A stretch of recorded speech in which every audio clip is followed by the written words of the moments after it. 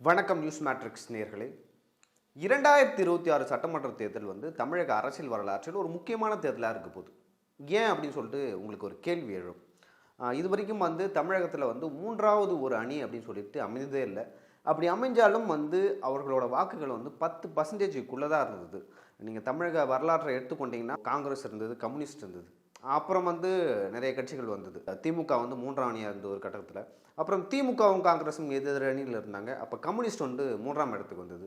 ஒரு கட்டத்தில் காங்கிரஸ் மூன்றாம் இடத்துல இருந்தது. அதன் பிறகு மூப்பனாரோட கட்சி மூன்றாம் இடத்துல இருந்தது. அப்புறம் வைகோவோட கட்சி மதிமுக மூன்றாவது இடத்துல இருந்தது. அப்புறம் விஜயகாந்த் மூன்றாம் இடத்துக்கு வந்தார். அப்புறம் மக்கள் நல கூட்டணி ஒரு தேர்தலில் மூன்றாம் இடத்துக்கு வந்தது. இப்படி இப்போ வரலாறு நெடுக்க பார்த்தீங்கன்னா எல்லா கட்சியும் ஒரு பெரிய தாக்கத்தை தமிழக அரசியல் வரலாற்றில் ஏற்படுத்துதா அப்படின்னு கேட்டிங்கன்னா இல்லை. அப்போது விஜய் அவர்கள் வராரு, இன்னொரு பக்கம் சீமான் இருக்கார். இந்த தேர்தல் 4 முனை தேர்தலாக இருக்க போகுது. ஏன்னா ஏற்கனவே சீமான் அவர்கள் ஒரு 8% வாக்குகளை தனக்குனே வாங்கி வச்சிருக்காரு. அது ஒரு புறம். இப்போ விஜய் அவர்கள் வருவார். அவர் தேர்தல் பிரச்சாரத்துக்கு போனார். எவ்வளோ கூட்டம் வந்திருக்குன்னு சொல்லிட்டு நீங்கள் பார்த்துருக்கலாம். ஸோ இதெல்லாம் ஒரு புறம் அப்படியே ஒத்தி வச்சுட்டு, இன்னொரு புறம் கூட்டணி பேச்சுவார்த்தைகள். யாருக்கும் கூட்டணி, எத்தனை தொகுதிகளில் யாரெல்லாம் நிற்க போகிறாங்க, தமிழக வெற்றி கழகத்தின் தொண்டர்கள் என்ன நினைக்கிறாங்க, திமுகவின் தொண்டர்கள் என்ன நினைக்கிறாங்க அப்படின்னு சொல்லிட்டு முதல்ல பார்த்துடலாம். முதலாவதாக திமுக தொண்டர்களும் சரி, திமுக தலைமையும் என்ன நினைக்கிறதுன்னு பார்த்தீங்கன்னா, இந்த கூட்டணி இப்படியே இருந்தால் நம்ம 2026 சட்டமன்ற தேர்தலில் வெற்றி பெற்று விடுவோம் அப்படின்னு சொல்லிட்டு நினைக்கிறாங்க.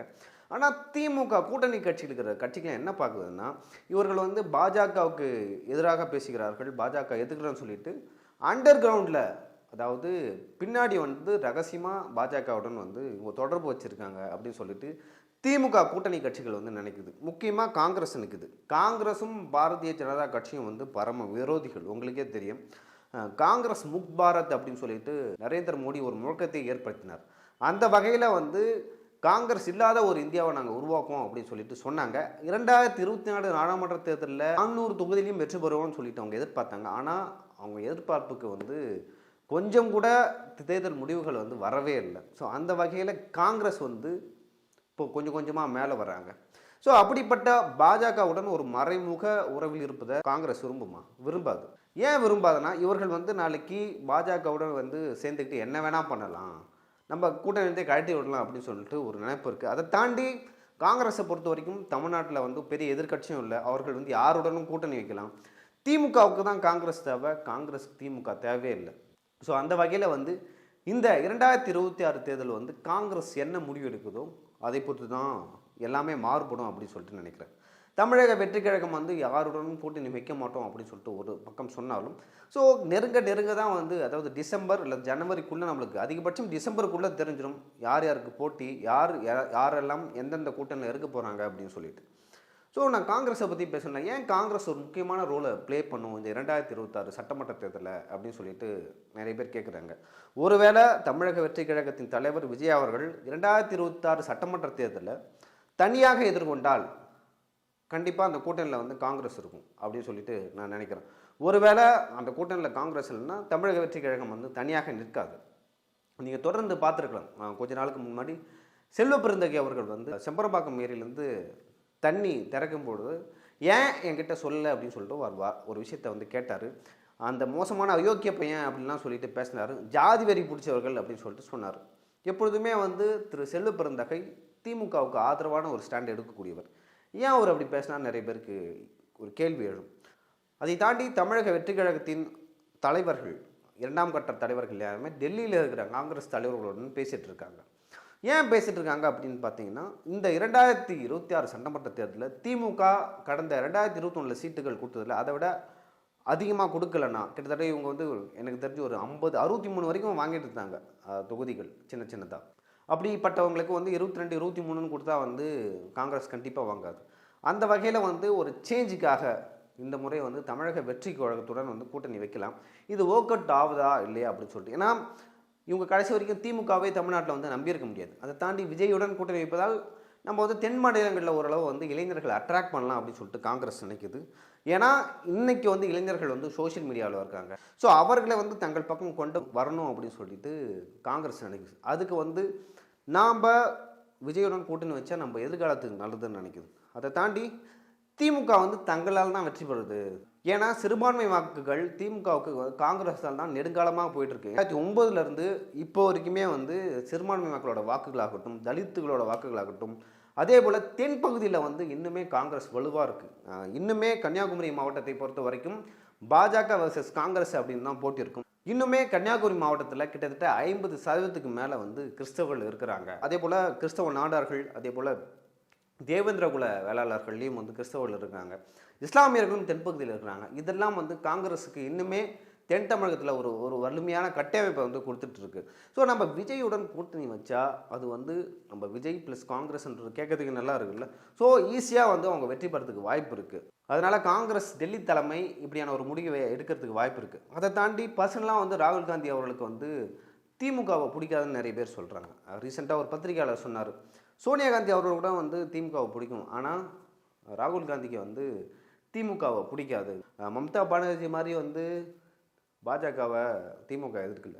ஏன் ராகுல் காந்தி அவர்களுக்கு திமுகவை பிடிக்காது? என்னதான் வந்து வெளியில் வந்து பிரதர் அப்படின்னு சொல்லிட்டு இந்தியா கூட்டணியில் இருந்தாலும் இவங்க வந்து பாஜக கூட வச்சுருக்காங்களா அந்த மறைமுக கூட்டணி. ஏன்னா எல்லா மாநிலத்தில் இருக்கிற தலைவர்கள் வீட்லேயும் வந்து ரைடு பண்ணுறாங்க, அரெஸ்ட் பண்ணுறாங்க. ஏன் திமுக வீட்டில் இருக்கவங்களையும் அதே போல் அந்த தலைவர்களையும் அந்த குடும்ப தலைவரையும் ஏன் அரெஸ்ட் பண்ணலாம்? இந்த அண்டர் கிரவுண்ட் டீலிங் தான். இது கண்டிப்பாக ராகுல் காந்தி அவர்களுக்கு தெரிஞ்சிருக்கும். ஸோ அதை தாண்டி வந்து நம்மளுக்கு பாஜகவை எதிர்க்கக்கூடிய ஒரு உண்மையான ஆற்றல் வேணும் அப்படின்னு சொல்லிட்டு டெல்லி தலைமை நினைக்கிறதா சொல்கிறாங்க.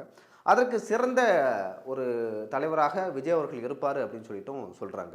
இப்போவே தமிழக காங்கிரஸ்லேருந்து நிறைய பேர் வந்து திமுகவை எதிர்க்கிறாங்க. அதே போல் இந்த பக்கம் வந்து தமிழக வெற்றி கழகத்தின் கூட்டணிக்கு வந்து அடி போடுறாங்க. நீங்கள் சமூக வலைதளங்களையும் பார்த்துருப்பீங்க. தொடர்ந்து டாக்டர் ஷாலினி அவர்கள் வந்து திமுகவுக்கு எதிராக பேசுகிறாங்க தாண்டி அவங்க உண்மையை பேசுகிறாங்க. அப்படி உண்மையாக பேசும்பொழுது திராவிட கழகத்தினர் அதே போல் திமுகவை சார்ந்தவர்கள் ஷாலினி அவர்களை வந்து சமூக வலைதளங்களில் எந்த அளவுக்கு அவதூறு பரப்புகிறாங்கன்னு உங்களுக்கு தெரியும். ஸோ அந்த வகையில் இன்னொரு பக்கம் பார்த்தீங்கன்னா தமிழக வெற்றி கழகத்தை ஆதரிக்கிறாங்க. கரூரில் நடந்த அந்த துயரத்தில் வந்து டாக்டர் ஷாலினி அவர்கள் வந்து ஒரேடியாக வந்து அந்த பக்கம் இருந்தாங்க. தமிழக வெற்றி கழகத்துக்கு வந்து ஒரு அரணாக இருந்தாங்க. ஸோ அங்கே நடந்தது விபத்து அப்படின்னு சொல்லிட்டு தொடர்ந்து பேசிட்டு வராங்க. ஏன்னா டாக்டர் ஷாலினி அவர்களை பற்றி பேசினா நான் ஒரு தற்கொலை அப்படின்னு சொல்லிட்டு அவங்க டிபிலே வச்சுருக்காங்க. அந்த அளவுக்கு போயிட்டு திமுகவின் தொண்டர்கள் வந்து அவங்கள வந்து அட்டாக் பண்ணியிருக்காங்க. இதில் வந்து டாக்டர் ஷாலினி அவர்கள் வந்து மனோதத்துவியல் மருத்துவர், அதே போல் கிறிஸ்டோபர் திலக் இவர் வந்து காங்கிரஸ் கட்சியோட நிர்வாகி, திருச்சியை சேர்ந்தவர், சுபத்ரா தேவி ஸோ இவங்களும் வந்து காங்கிரஸை சேர்ந்தவர்கள். ஸோ இந்த போஸ்டரை வந்து நல்லா பார்த்துருப்பீங்க. இது வந்து டி நகரில் இந்த கூட்டம் நடக்குது. ஸோ இதில் வந்து 2 காங்கிரஸ் நிர்வாகிகள் டாக்டர் ஷாலினி அவர்கள் வந்து தமிழக வெற்றி கழகத்தையும் அதே போல் விஜய் அவர்களையும் வந்து தீவிரமாக ஆதரிக்கக்கூடியவர். எனக்கு தெரிஞ்சு வந்து அவருடைய ஆதரவாளர்களே மாறிட்டார். இன்னொரு பக்கம் வந்து 2 காங்கிரஸ் கட்சி நிர்வாகிகள். ஸோ ஒரு கட்சியும் இன்னொரு கட்சியும் வந்து ஒரு கூட்டணி வைக்கிறாங்கன்னா இந்த மாதிரியான நிகழ்வுகள் தான் வந்து வரலாற்று எப்பயுமே நடக்கும். இப்போ நான் ரீசெண்டாக நடந்த ஒரு நிகழ்வை சொல்கிறேன். விகடன் மேடையில் வந்து அனைவருக்குமான தலைவர் அம்பேத்கர் அப்படின்னு சொல்லிட்டு ஒரு புத்தகத்தை வந்து ஆதவ் அர்ஜுனா வந்து வெளியிட்டார். அந்த மேடையில் வந்து திருமாவளவன் அவர்கள் வந்து கலந்து கொள்ள வேண்டியது. ஆனால் அப்பொழுது அவர் திமுக கூட்டணியில் இருந்தார், ஆனால் கலந்து கொண்டல. அது கூட்டணிக்கான ஒரு அச்சாரமாக தான் இருந்தது. ஆனால் திருமாவளவன் வந்து அவர் வந்து அவாய்ட் பண்ணிட்டார். ஏன்னா விடுதலை சிறுத்தைகள் கட்சியின் தலைவர் திருமாவளவன் அவர்கள் என்ன நினச்சார்னா, விஜயுடன் கூட்டணி வைப்பது வந்து இது ரொம்ப சீக்கிரமான ஒரு விஷயம், இது இப்போ நம்ம வைக்கக்கூடாது, போய் கலந்துக்கக்கூடாது, அதை தாண்டி வந்து இதை வந்து நம்ம அவாய்ட் பண்ணணும்னு சொல்லிட்டு அதில் கலந்துக்கல. ஆனால் ஆதவ் அர்ஜுன் அவர்கள் வந்து அந்த கூட்டத்தில் கலந்துக்கிட்டார். அந்த மேடையில் விஜய் அவர்களும் வந்து அந்த மேடையில் இருந்தார். ஸோ அந்த மேடையில் வந்து இருவரும் வந்து பயங்கர அரசியலை பேசினாங்க, திமுகவுக்கு எதிராக பேசினாங்க. ஆனால் அந்த கூட்டத்தில் நம்ம தெரிஞ்சுக்கலாம் என்னென்னா, திருமாவளவன் வந்து அங்கே மேடைக்கு வரல. மேடைக்கு வந்திருந்தால் விஜய் திருமாவளவன் சொல்லிட்டு ஒரு கூட்டணி வந்து ஃபார்ம் ஆகிருக்கும். ஸோ அது மிகப்பெரிய அதிர்வலையை வந்து தமிழ்நாட்டில் ஏற்படுத்தியிருக்கும். ஆனால் அந்த கூட்டம் முடிஞ்சு கொஞ்ச நாள்லேயே வந்து ஆதவ் அர்ஜுன் அவர்கள் வந்து விடுதலை சிறுத்தைகள் வந்து நீக்கப்படுறாரு. திருமாவளவன் போய் முதல்வரை சந்திக்கிறார். இது ஒரு புறம். இன்னொரு புறம் வந்து இந்த மீட்டிங் வரலாம். தமிழக வெற்றி கழகம் மற்றும் காங்கிரஸுக்கான ஒரு கூட்டணிக்கு ஒரு உடன்பாடு ஏற்படுத்துகிற மாதிரியான ஒரு நிகழ்வாக நான் அதை பார்க்குறேன். ஏன் விஜயை தீவிரமாக ஆதரிக்கிற ஒரு மருத்துவர் அந்த ஈவெண்ட்டில் கலந்துக்கணும்? அதை தாண்டி திமுக கூட்டணி கட்சியில் இருக்கிற காங்கிரஸ் கட்சியின் நிர்வாகிகள் ஏன் அந்த ஈவெண்ட்டில் பங்கெடுக்கணும் ஒரு கேள்வி இருக்குது. தொடர்ந்து திமுகவும் அதன் கூட்டணி கட்சிகளும் அதே போல் பத்திரிகையாளர்களும் சமூக வலைதளங்களில் வந்து தமிழக வெற்றி கழகத்தின் தொண்டர்களை தற்கூரி, அந்த கூட்டமே ஒரு தற்கூரி கூட்டம்னு சொல்லிட்டு தொடர்ந்து சொல்லிட்டு வராங்க. அந்த வகையில் வந்து அந்த கூட்டத்தோட பேரே நான் ஒரு தற்கூரின்னு சொல்லிட்டு வச்சு திமுக கூட்டணி கட்சியை சேர்ந்த காங்கிரஸும் கலந்துக்குதுன்னா இது வந்து அடுத்த கட்டத்துக்கு போகுது. தமிழக வெற்றி கழகம் ப்ளஸ் காங்கிரஸ் எதிர்காலத்தில் வந்து கூட்டணி வைத்தாலும் வைக்கலாம் அப்படின்னு சொல்லிட்டு ஒரு நிகழ்வாக வெளிப்படுத்துகிறாங்க. அதற்கு ஒரு முன்னோட்டம் தான் அது. ஏன்னா இதில் இவர்கள் என்ன பேசுகிறாங்க என்பது முக்கியம், யார் யார் கலந்துக்கிறாங்கன்னு முக்கியம். இது கண்டிப்பாக திமுகவை கொஞ்சம் அச்சுறுத்தும், பயமுறுத்தும்.